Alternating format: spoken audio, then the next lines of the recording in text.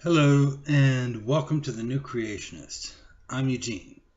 Today I'll be showing you how to use the Ensembl genome browser to run genetic comparisons between different species. To get to the Ensembl website, you can simply type in the URL or enter Ensembl genome and follow the link. We're going to begin by clicking on the human genome as a starting point. From here, we can enter something into the search bar here. If you happen to have a gene that you know you're looking for CIC or IF4, FOXP2, or whatever, you can also put in chromosome location like chromosome 1, location 1 through 100,000. You could put in a condition like coronary heart disease, diabetes, glaucoma,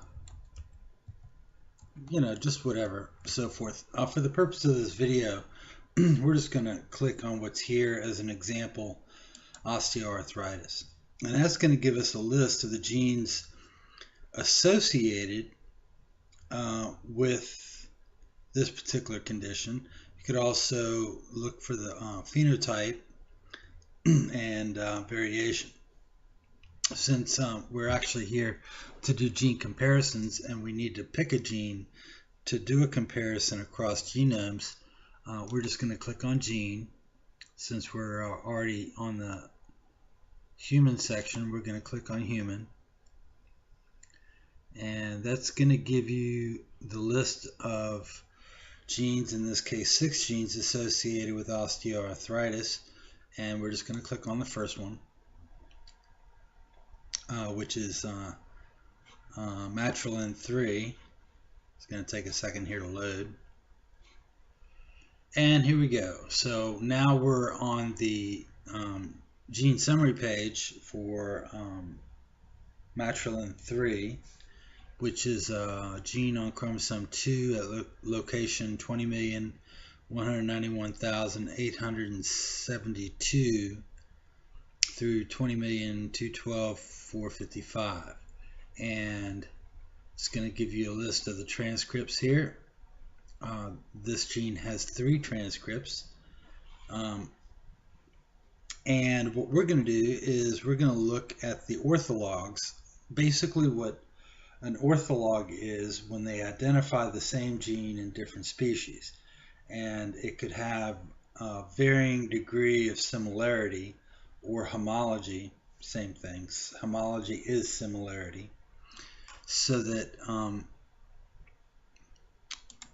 when you compare the genes and it's like 90% similar or 99% similar in another species, or even less.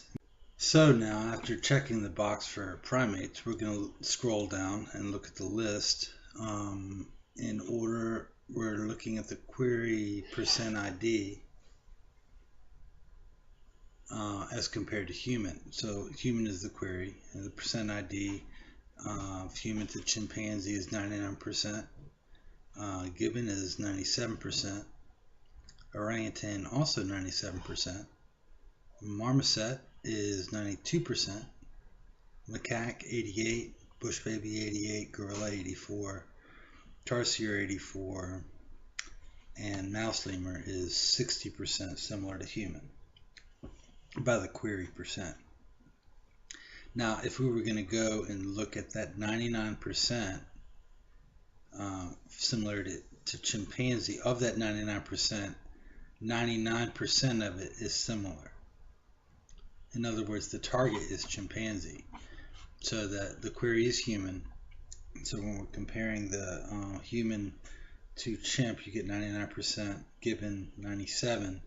Of that 97, 96% is identical to, out of gibbon is identical to human. If you went all the way down here, mouse lemur, 60% similar to human. Of that 60%, 70% is identical.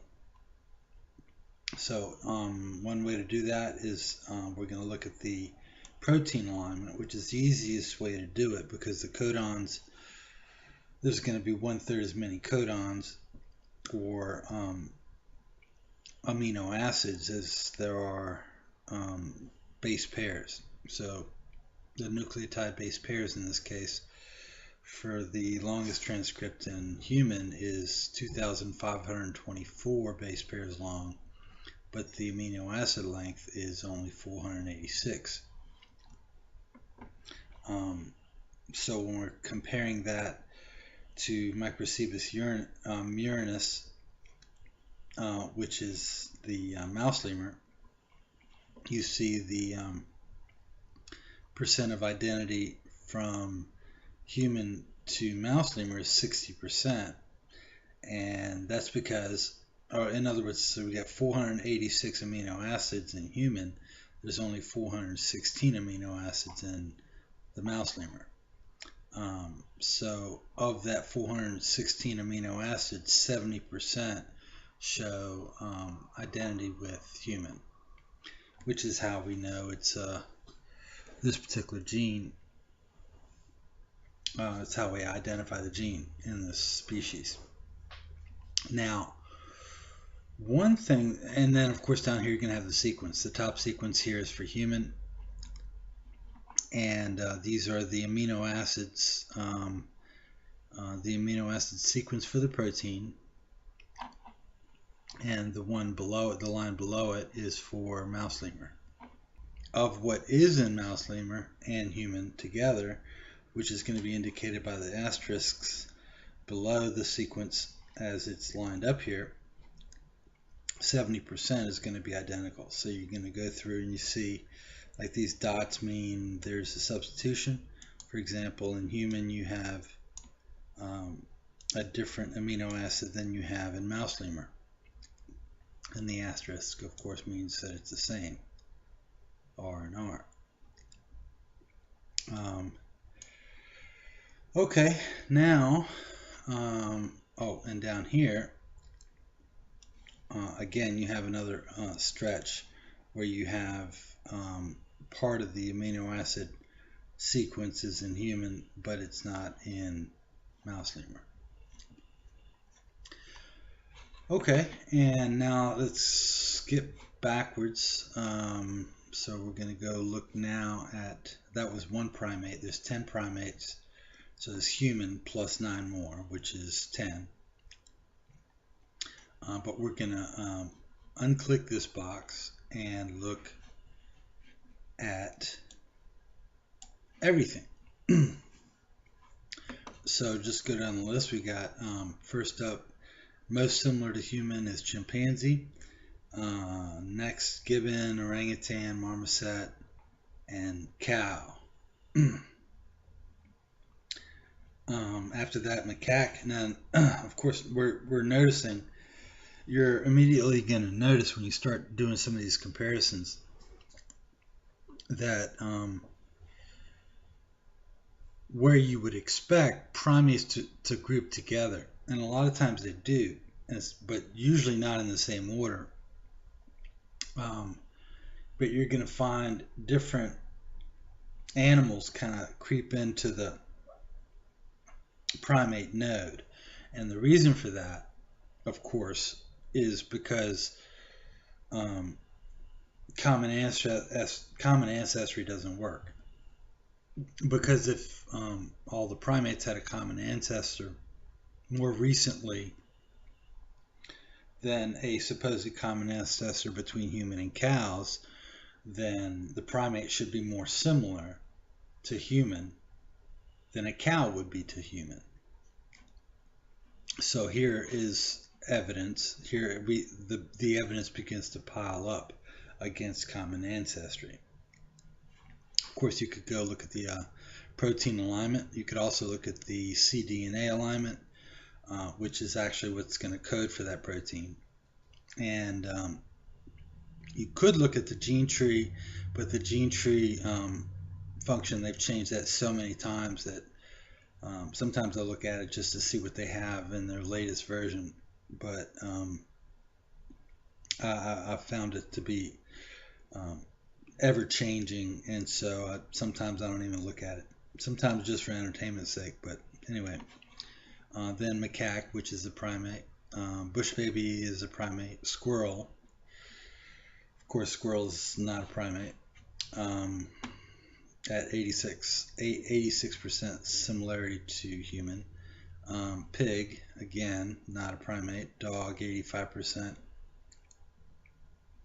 Gorilla at 84%. Now, and you're going to notice that of that 84%, 99% is identical to human. However, 84% is still lower than a dog or a pig. Oh, wait. Yes. And squirrel. So the question is going to be, of course, why is gorilla less similar than there's tarsier, which is another 84%. Right up there with megabat. Although you want to see, okay, well, megabat, of that 84%, 85% is identical. Well, I'm not sure that's helping a lot, but as far as the case for evolution, mouse at 83%, microbat 83%, ferret 82%, kangaroo rat 81%. And you kind of see where my point is going here, because when we get to mouse lemur, which was 60%, it's still way lower as a primate than rat, pika, horse, alpaca. Panda is 76%, and we're going to go down quite a ways here before we get to the mouse lemur. We're going to go right past rabbit, tree shrew, guinea pig, hyrax. Ooh, we see alpaca again. Oh, so what we've done now,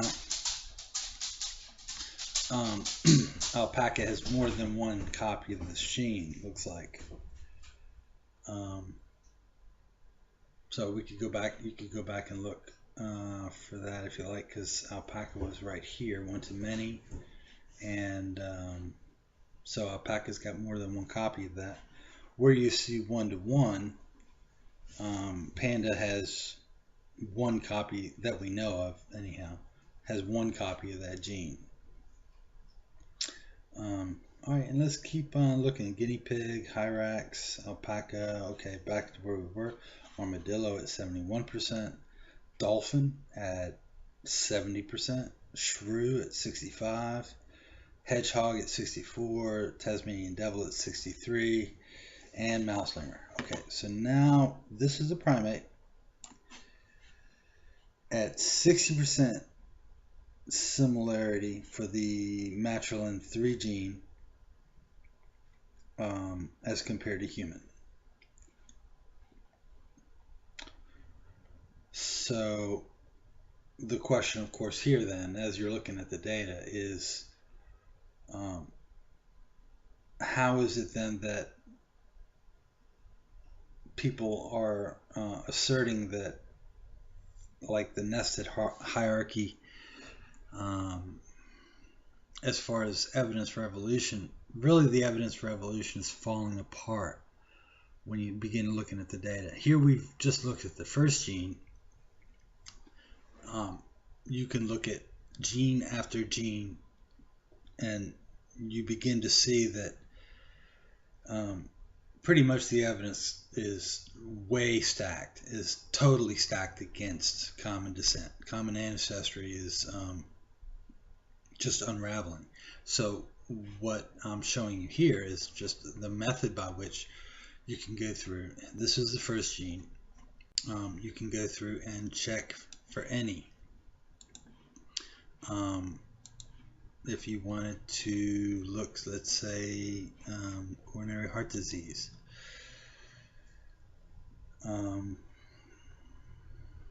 Or you could do the next gene on the list. There was a list we had going on. I lost track of the list.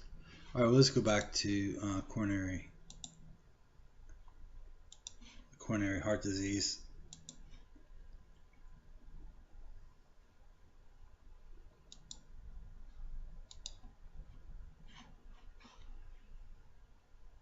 Okay, right here, and look at the gene. There's 7 genes associated with this particular condition that we clicked on. We're going to click on this MMP3 matrix metallopeptidase 3. We're going to click on that, and so that's going to pull the MMP3 gene up here in just a second. And let's go check the ortholog list real quick and scroll down. Now for this one, you're going to have 7 primates that have a 1-to-1 ratio or 1-to-1 ortholog, and no orthologs are according to this particular search. Now we'd have to go back and verify this data to make sure that this isn't a mistake or a glitch, and we would do that by using the BLAST. We can also use the comparative genomics and genomic alignments to look for the missing primates, the 2 missing primates here. You could actually click on this and go down the list of 10 primates. While we're already looking from the human genome, so you're looking for 9 more primates. So you could go down and check which ones are here to find the one that's not, or the 2 in this case that aren't here. So you got chimp, gorilla, gibbon, orangutan, macaque, marmoset, tarsier. So what's missing is mouse lemur and bush baby. Okay, so we're missing mouse lemur and bush. So right, mouse lemur and bush baby, right? So the question then, of course, would be, why aren't they here? They're primates; they should be here, but they're not. And of course, like I said, we'd have to go and verify to make sure that, maybe the gene is in bush baby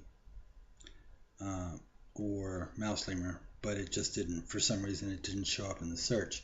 Sometimes that happens, actually, because sometimes, if you'll notice, some of these are not normal genomic locations. Like this is chromosome 11 with the particular nucleotide position, and some of these aren't. Like this is a gene scaffold, which means it could be that the mouse lemur and bush baby, being low coverage genomes, in other words, they haven't been looked at enough and processed a lot, so some things might kind of slip through the cracks, so to speak.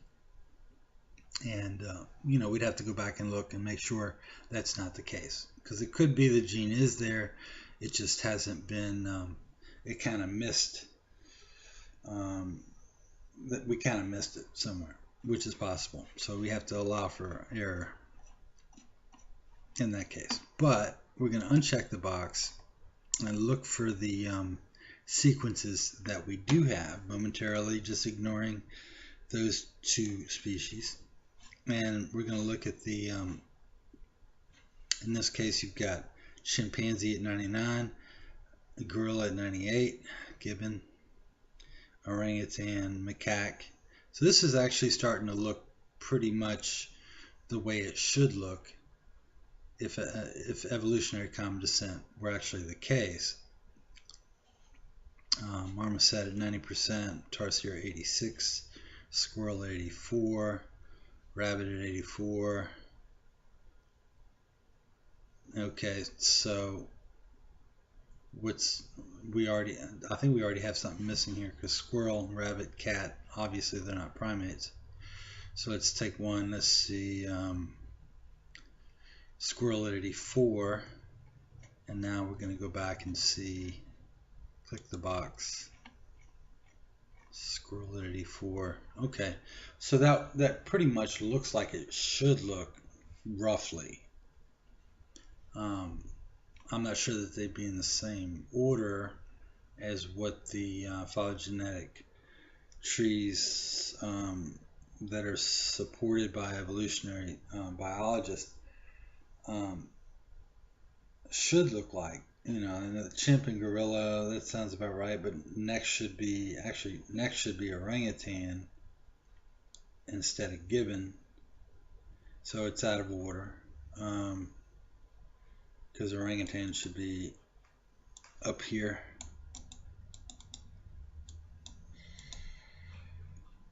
Okay, but that's like maybe a minor discrepancy that evolutionary biologists might be able to explain away or just shrug at. Minor discrepancy. Of course, this would be a major discrepancy.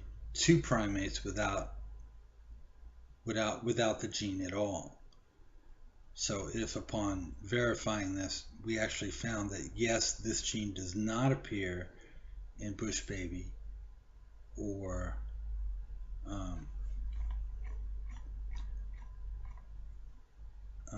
the other one, mouse lemur, then we'd have a problem. And I do believe this probably is a problem, because there's so many problems. And all right, there's other ways of going about this. If you wanted to click on the location,